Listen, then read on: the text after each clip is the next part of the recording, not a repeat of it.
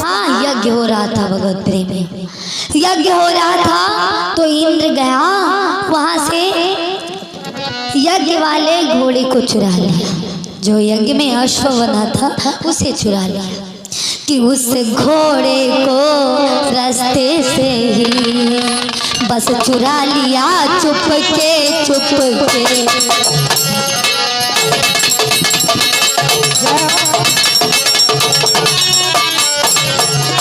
उसे घोड़े को रास्ते से ही बस चुरा लिया चुप के।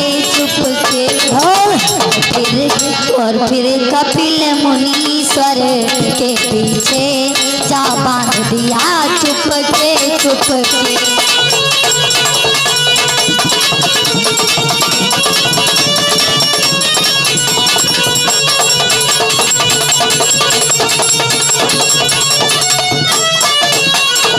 भगवत प्रेमियों, इसलिए घोड़ा चुरा लिया और इसीलिए चुराया कि यज्ञ वाला जो घोड़ा है चुरा लेंगे यज्ञ बंद हो जाएगा। अब ये ले गया, सोचने लगा सारी पृथ्वी पर तो राजा सगर का राज्य है, अब इसे छुपाए कहाँ जाकर के। तो इसने क्या किया, पाताल में जाकर के कपिल महात्मा जी के आश्रम के पीछे घोड़े को छुपा दिया, बांध दिया।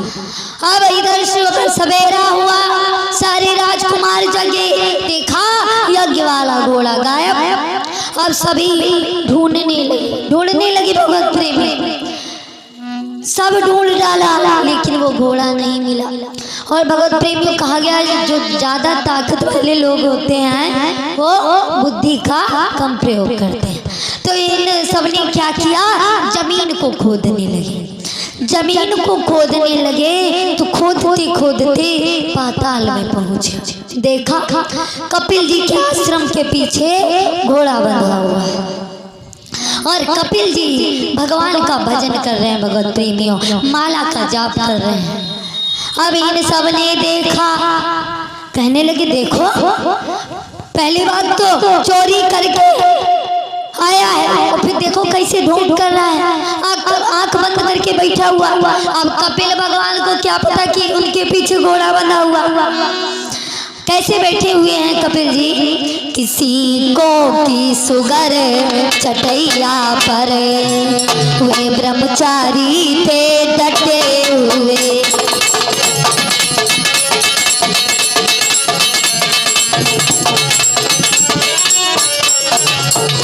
सीखों की सुगर चटैया पर वे ब्रह्मचारी थे डटे हुए।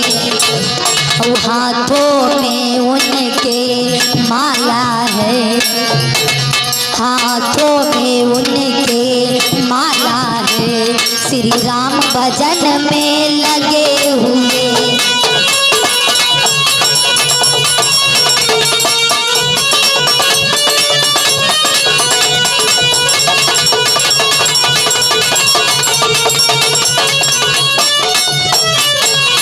क्या हुआ भगवत प्रेमियों, भगवान का ध्यान कर रहे हैं। अब ये सब बहुत देर तक खड़े रहे, कपिल जी अपने प्रभु का ध्यान कर रहे हैं। उन्हें क्या पता कोई खड़ा रहा।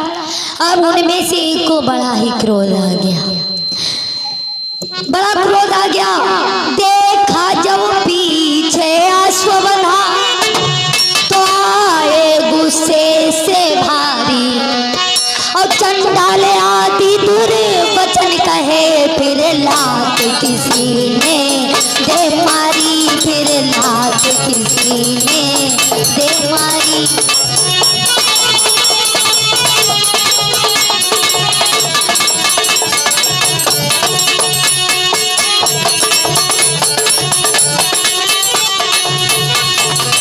जब कपिल जी के पीठ पर लात लगी, भगवत प्रेमी तुरंत उनकी आंखें खुल गईं। उन्होंने क्रोध भरी दृष्टि से सबको देखा तो सारे के सारे जलकर राख हो गए। कोई खबर देने वाला भी नहीं बचा। इधर क्या हुआ, राजा सगर रास्ता देख रहे हैं कि हमारे बेटे अभी तक लौट कर क्यों नहीं आए। जो छोटी रानी है केसरी, उनके पुत्र हैं असमंजस। आज असमंजस को राजा सगर ने करके आओ, तुम्हारे भाई अभी तक वापस क्यों नहीं आए। असमंजस ने जा करके देखा कि भाई ब्रह्म श्राप से राख की रेड़ी में बदल चुके हैं। ये खबर राजा सगर को आकर के दे। भगवत प्रेमियों, जब ये खबर राजा सगर ने सुनी तो उनके प्राण निकल गए, भगवत प्रेमियों, क्योंकि बेटी के दुख के समान कोई दुख नहीं होता। आज क्या हुआ, असमंजस राजा हो गए, असमंजस को राजा बना दिया गया।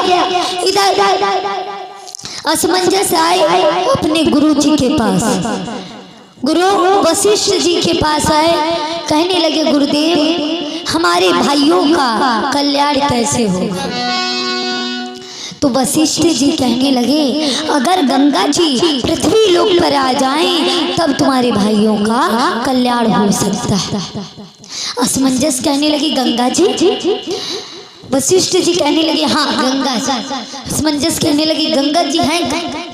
वशिष्ठ जी कहने लगे गंगा जी ब्रह्मा जी के कमंडल में है। जिस समय भगवान ने 52 का रूप रखा, छोटा सा रूप रखा, राजा बलि से 3 कदम पृथ्वी दान में मांगी।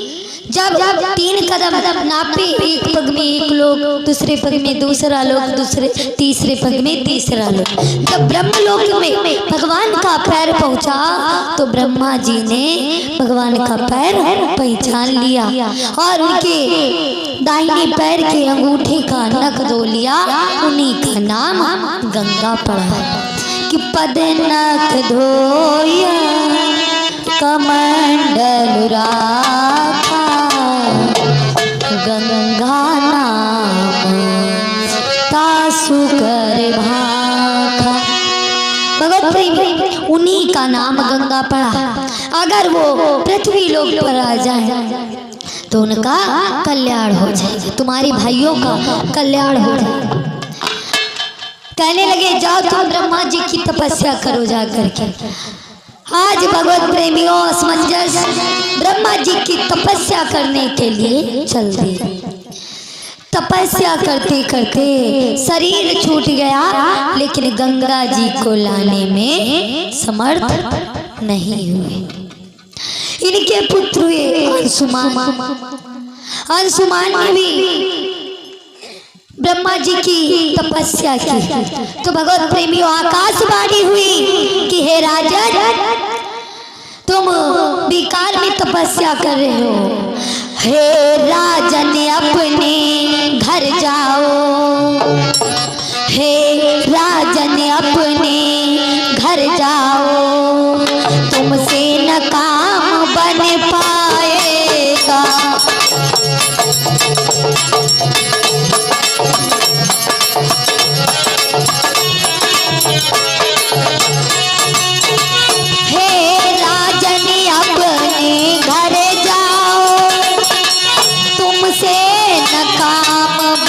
पाएगा हाँ पात्र तुम्हारे का बेटा श्री गंगा जी को लाएगा।